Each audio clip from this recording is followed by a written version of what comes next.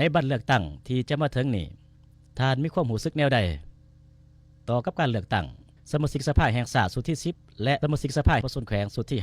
5ข้าพเจ้าชื่อฐานบุญโงนพุ่มนฤทธิ์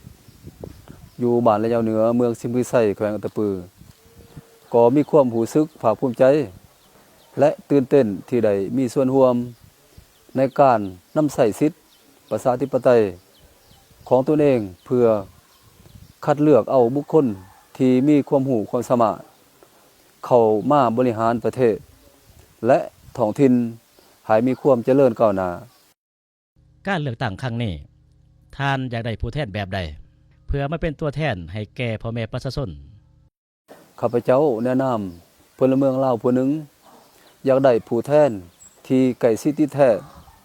กับประชาชนกล้าเว้ากล้าแสดงความคิดเห็นเป็นผู้ที่มีคุณสมบัติศีลธรรมปฏิบัติมีความสัตย์ซื่อบริสุทธิ์และที่สำคัญแม่นต้องได้รับฟังเสียงของประชาชน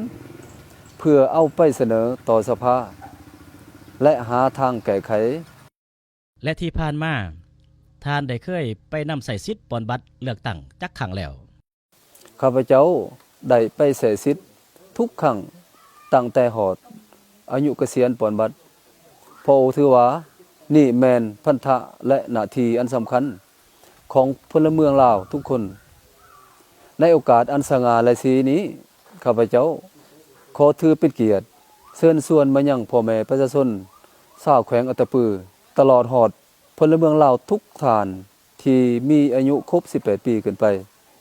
ขอให้ทุกท่านจงพร้อมเพรียงกันออกไปนำใส่สิทธิ